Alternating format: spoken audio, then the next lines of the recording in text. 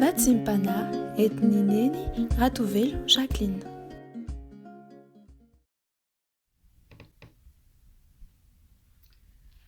Fa Andriamanitra no miasa ao anatinareo na ny fikasana na ny fanaovana ahatanteraka ny sitrapony. Amen. Ivavaka isika tompoko. Ry Andriamanitra tomponay sy mpanjakanay io, faly sy ravo tanteraka ny fomampananay zanakao asan'ny tananao rehetra, mbola nomenao tompo-pahasoavana indraika velona trapamonjena, afaka hiatrika ny voninahitra ho eto ankehitriny Andriamanitra. Ivavaka sy andre ny teninao mba ho fanilo anazava ny lalanay izay feno famazinana tanteraka, ary koa anintsy ny lalam-bisonay rehetra sy ampahery ary ampitrakanay raha tojo olana izahay. Makasitraka indrindra ihany koa tompo malala fa noho ny fitiavanao sy ny famindramponao, dia mbola afaka manantena mandrakariva ny fanadiovanao anay amin'ny rahasoanao izahay, raha anao izay nalatsaka teo ambony hazo fijaliana Jesosy, mba azahoanay famelan-keloka sy famonjena, ahafahan'ny fanahina masina ihany koa mameno sy manjaka feno anatinay tsirairay avy, mba hanazava ny foamam-panahinay ary ahafahanay koa mandre tsara ny teninao, mitahiry zany eo am-ponay ary mampiatry zany eo amin'ny fiainanay iray manontolo. Koa manatre feno aza Jesosy Kristy, fehezo ny connexion rehetra mba tsy ho tapatapaka, ary izay rehetra ataonay eto tompo dia mba fehezo ary atre feno mba ho voninahitry ny anaranao. Dia mitenena tompo fa efa vonina izay andre ny afatrao, amin'ny anaranao masina sy manan-kery avy any Nazareta Jesosy no anaovanay sy angatahanay izany vavaka izany. Amen. Dia mbola ampifaliana mandrakariva ry havana no iarabanantsika mpianakavy ny finoana amin'ny anaran'ny tompo, ary faly ihany koa manona ny fahasoavana mba hampiadanana avy amin'Andriamanitra Ray sy Jesosy Kristy tompontsika, ary ny hery fampiraisana avy amin'ny fanahy masina. Amen. Ny teny angalantsika vatsim-panahy amin'ity maraina ity ry havana dia izay hitantsika ao amin'ny bokon'i Jeremia toko 9:20 ny andininy voalohany ka hatramin'ny 12 dia mitsambikina eo amin'ny andininy 9 ihany. Hovakitsika izany amin'ny anaran'i Jesosy Kristy tompony teny. Izao no teny tonga tamin'i Jeremia avy tamin'i Jehova: mitsanganaka midina ho any amin'ny tranon'ny mpanefy tanimanga, ary any no ampandrenesiko anao ny teniko. Dia nidina tany amin'ny tranon'ny mpanefy tanimanga aho, ary indro nanao ny asany teo amin'ny ankody ny fanaovana izy, ary raha simba ny vilany ataony arak'izay mazana miseho amin'ny tanimanga eny tanan'ny mpanefy, dia ataony vilany hafa indray arak'izay tiany mpanefy tanimanga anaovana azy. Dia tonga tamiko ny tenin'i Jehova hoe: moa tsy mahazo manao aminareo toy ny ataony mpanefy tanimanga ity va aho, ry taranak'Israely ho Jehova? Indro toy ny tanimanga eo an-tanan'ny mpanefy azy, dia toy izany ianareo eo an-tanako, ry taranak'Israely. Vetivety aho dia milaza firenena sy fanjakana, ongotako sy azerako ary arovako. Nefa raha miala amin'ny ratsy izany firenena no teneniko izany, dia hanenenako kosa ny loza izay nokasaiko hamelezana azy. Ary vetivety kosa aho dia milaza firenena sy fanjakana, ahoriko sy amboleko. Nefa raha manao izay ratsy eo masoko izy ka tsy mihaino ny feoko, dia hanenenako kosa ny soa izay nolazaiko hanasoavako azy. Koa amin'izany lazao amin'ny Joda sy ny mponina sy amin'ny mponina eto Jerosalema hoe: izao no lazain'i Jehova: indro izao mamorona loza hiatra aminareo, ary mihevitra izay hamelezako anareo. Koa samy miala amin'ny lalany ratsy avy ianareo, ary ataovy tsara ny lalanareo sy ny ataonareo. Nefa hoy ireo: kivy izahay izany, fa mbola hanaraka ny hevitra ihany izahay. Eny samy hanao araka ny ditry ny fo ratsinay avy izahay rehetra. Dia hoy ny olona: handeha isika hihevitra izay hamelezana an'i Jeremia, fa tsy ho tapaka tsy akory ny lalàna avy amin'ny mpampisorona, na ny saina avy amin'ny endry, na ny teny avy amin'ny mpaminany. Aoka ny vavantsika no enti mamely azy, ary aoka tsy hoenontsika akory izay teneniny. Amen. Izany andin-tsoratra masina izany indray ry havana no angalantsika vatsy amin'ity asabotsy maraina ity. Ny zavatra hitantsika miharihary eto aloha dia tena manana fahefana feno tokoa ny tompo ry havana. Eny, masy mandidy amin'izay tiany atao izy amin'ny asany tanandrehetra. Ary izany indrindra no antony nanirany an'i Jeremia ho any amin'ny tranony mpanefy tanymanga mba hijery sy andinika tsara ny fomba fiasan'ny mpanefy ao, satria izany mantsy no ataony fanoharana mba hahafantarany zanak'Israely rehetra koa fa Andriamanitra anie dia mahavita mihoatra noho ny mpanefy tanymanga e. Izy tokoa mantsy no masy mandidy amin'ny zavatra rehetra no arin'ny tanany ary tsy misy mahasaka anazy amin'izay rehetra tiany atao. Noho izany dia andinika sy anara-maso tsara ny fomba fiasan'ilay mpanefy tanymanga Jeremia, dia toy izao ny zavatra hitany tamin'izany. Noraisin'ilay mpanefy dia novolavolain'ny tanany tsara ny tanymanga, nesorony ihany koa izay rehetra manotohina ny tanany, na vatokely izany na sombikazo, ary tsy nijanona namolavola ilay tanymanga izy raha tsy efa tsapany mihitsy fa tena malamalama tsara ilay volavola tanymanga teny an-tanany. Vitsy izany vao nanamboatra izay zavatra tiany izy, na vazy na vilia na sinibe, fa zao ny zavatra izay vitany kosa aloha dia vita tsara ary tena tokana tsy misy izay mampitovy azy mihitsy. Na izany aza nefa dia misy foana ny indro-kelin'ny mpanefy, koa raha hitany fa misy zavatra tsy mety kely na tsy lavorary, mety tsy mampandry ny sainy koa angamba satria tsy arak'izay noverany azy, dia tsy kivy mihitsy izy mandrava sy manamboatra fitaovana vaovao mandra-pahazo n'izay zavatra tsara sy mendrika araka ny sitrapony. Ny zavatra tsikaritra kosa nefa ry havana amin'izany rehetrarehetra izany dia izao: raha mamerimberina ilay mpanefy eto dia sanatria akory hoe tsy fahaiza manao na hoe tsy fahombiazana mihitsy akory, fa tena tiany aseho mihitsy ny faharetana ao anatiny. Tsy mety kivy izy, tsy mety reraka ihany koa, fa ny tanjony mantsy dia ny hanamboatra zavatra tsara, mendrika indrindra, mahafa-po tanteraka ihany koa.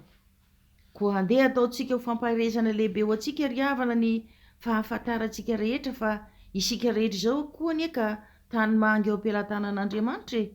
Izy no namorona antsika, izy no namolavola sy nanefy antsika hatrany am-bohika ka mandraka ankehitriny, satria Andriamanitra raintsika izy, tia antsika ka tsy hijanona izy raha tsy tratran'ilay tanjona kendreny ho amintsika tsirairay avy. Hoy tokoa mantsy Paoly eo amin'ny Efesianina 2:10 hoe: fa asany isika voaforona tao amin'i Jesosy Kristy mba hanao asa tsara izay namboarin'Andriamanitra rahateo mba handehanantsika eo aminy.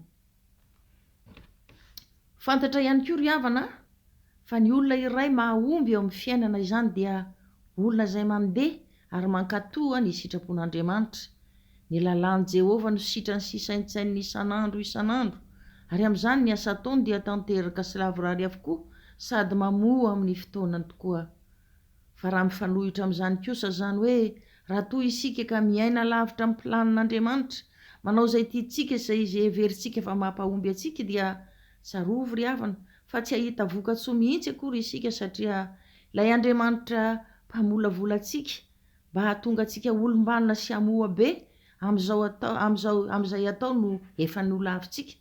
Dia toy izany anie no nataon'ireo zanak'Israely ireo e, nolavin'izy ireo ny sitrapon'Andriamanitra, fa izay tiany sy mahafinaritra azy no nataony.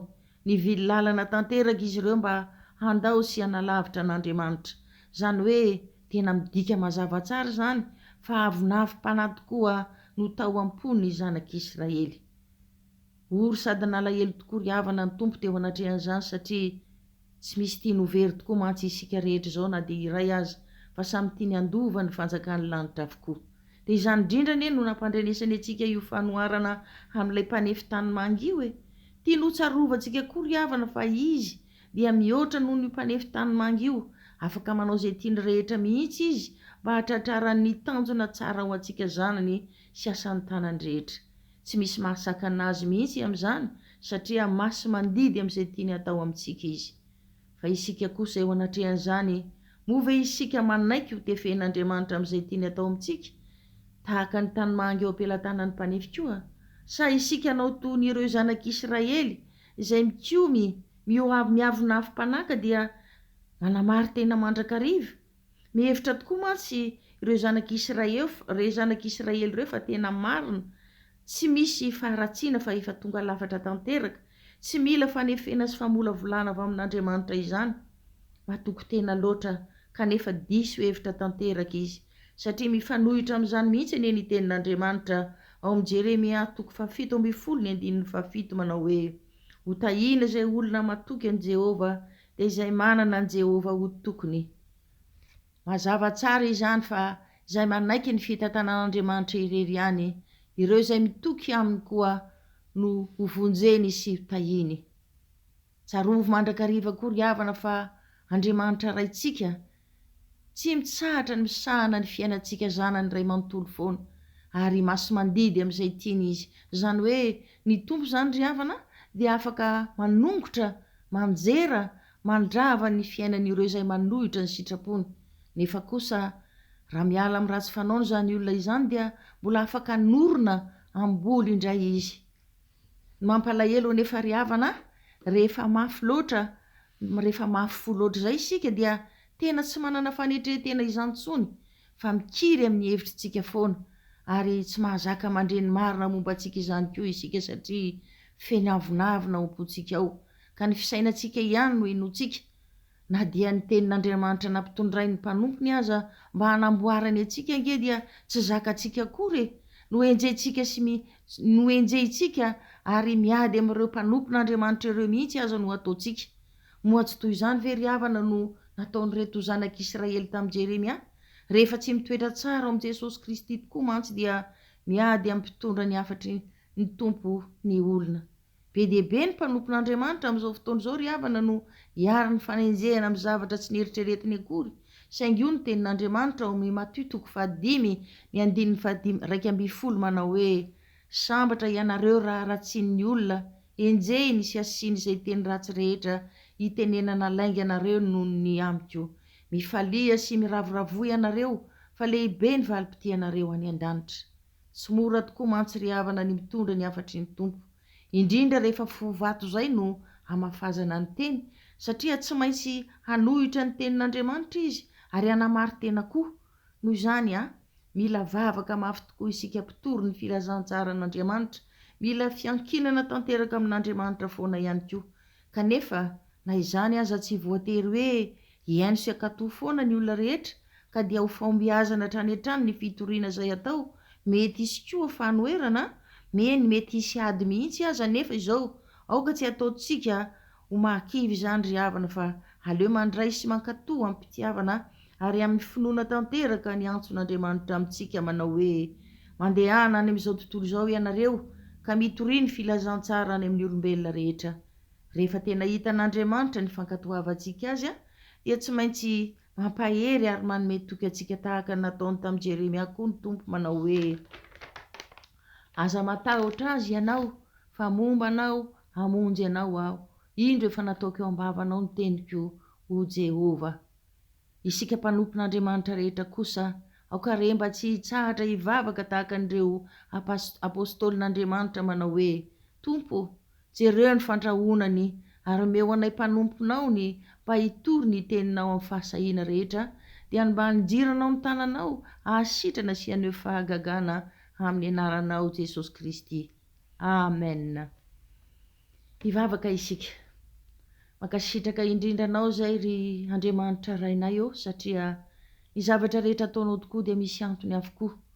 Koa eto raha naniraka ny Jeremia mpanomponao ianao mba hanara-maso fiandinika tsara ny fomba fiasan'ny mpanefy tanimanga, dia te hampafantatra anay ianao amin'ny alalan'i Jeremia fa n'inon'inona fa lavo rariany ny asan'ny mpanefy dia mihoatra lavitra noho izany ny fiasanao eo amin'ny fiainanay.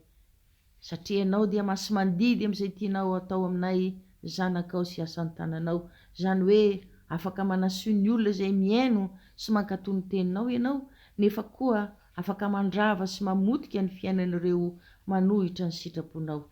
Misaotra betsaka ihany koa Jesosy fa tsapanay fa mitady ny hevitra rehetra foana ianao isan'andro, hanovana ny fovatonay ho fonofo, satria izany foana no mitarika avinavim-panahy ao anatinay, ka tsy hanananay fanetretena fa sasatry ny manamary tena foana izay, ka mahasahy miteny mihitsy hoe tsy mila fanefena sy famolavolana avy amin'ny teninao izay Andriamanitra. Vitanay mihitsy aza ny manenjika sy miteny ratsy ireo mpanomponao izay nampitondraina ny afatra ao mba hanitsianao sy hanamboaranao anay. Diso hevitra tanteraka nefa izay Jesosy malala, satria fantatray tokoa androany fa izany ihany no mamotika ny fiainanay, tsy mba hitanay vokatsoa eo amin'izay ataonay.